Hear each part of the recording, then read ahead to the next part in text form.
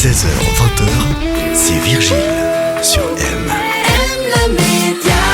Bienvenue sur M, c'est l'heure de notre rendez-vous des experts dans le monde animal. Et pour cela, on demande toutes nos questions avec Karine Métro qui est avec nous. Karine qui est présidente de l'association SOS Chien Polaire. Bonjour Karine. Bonjour Virgile. Un sujet et non pas des moindres. Aujourd'hui, nous allons parler du transport de nos animaux et notamment des chats. Non, tous les chats ne sont pas dociles, surtout quand il s'agit d'entrer dans une cage de transport pour aller en vacances ou pour une simple visite chez le vétérinaire. Alors, quels sont les conseils pour essayer de convaincre notre quatre-pattes d'aller dans sa cage de transport ? C'est tout un poème pour pas finir lacéré et que notre minet soit tout tranquille. Parce que c'est ce qu'on veut, c'est finir indemne dans cette histoire et que notre chat soit tranquille dans sa caisse. Donc, le cauchemar de beaucoup de propriétaires, c'est comment installer son chat. Alors, il y a plusieurs étapes. La première étape, la caisse de transport, on enlève le haut de la caisse, on pose la caisse et on met par exemple des croquettes, des friandises pour qu'il aille dedans sans que le couvercle soit mis.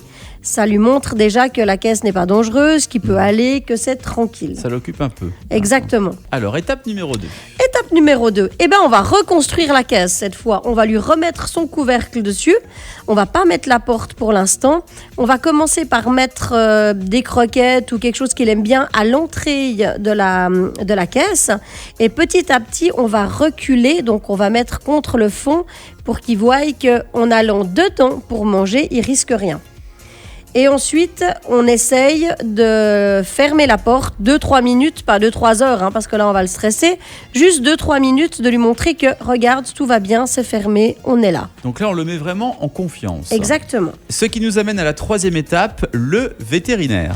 Pour le vétérinaire, ce qui est bien, c'est d'essayer de penser à mettre un petit spray calmant dans la cage.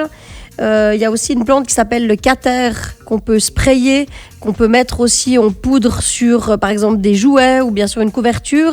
Il y a aussi des boules qui peuvent mâchouiller, qui sont un peu détentes avec cette plante dedans. Et puis évidemment mettre dans la caisse de transport une couverture avec son odeur.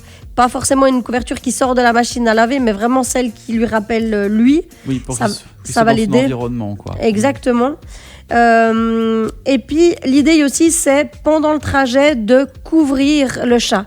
On le met dans la nuit parce qu'en général, les chats, ils sont des prédateurs, mais ils sont aussi des proies. Et le fait d'être dans la nuit, ça les sécurise. Ça leur rappelle ce que leur maman leur a appris. Donc, ils sont en général beaucoup plus tranquilles et ça les met en confiance. Alors justement, cette caisse de transport, où est-ce qu'il faut la placer dans l'idéal ?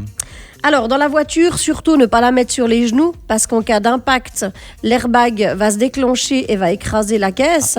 Dommage. Ouais. Ne pas le mettre évidemment dans un coffre qui n'est pas relié à l'habitacle, donc un coffre Sinon, la cage va bouger de trop. Non, et puis parce qu'il sera complètement enfermé. Il faut le mettre dans un coffre qui est relié à la voiture. Et une fois que tout s'est bien passé, le transport, le veto et que l'on est arrivé à la maison, que faut-il faire ? Alors, le libérer, lui donner des friandises pour le remercier, pour lui dire qu'on est content de lui puis que c'est super, et ne pas oublier de laisser la caisse de transport à un endroit où il pourra y retourner de lui-même pour aller se coucher, pour aller jouer. Comme ça, du coup, il gardera cette habitude que cette caisse, elle est pas méchante et puis que ça nous permet juste de le déplacer en toute sécurité. Transporter nos animaux en toute sécurité, en s'y prenant bien à l'avance, en s'organisant, c'est très important pour le confort de nos chiens, de nos chats. Merci beaucoup Karine Métro pour tous ces conseils en ce qui concerne le transport de nos animaux de compagnie. On se retrouve dès la semaine prochaine pour d'autres conseils sur le monde animal. Belle fin de journée. Merci pareil, à bientôt.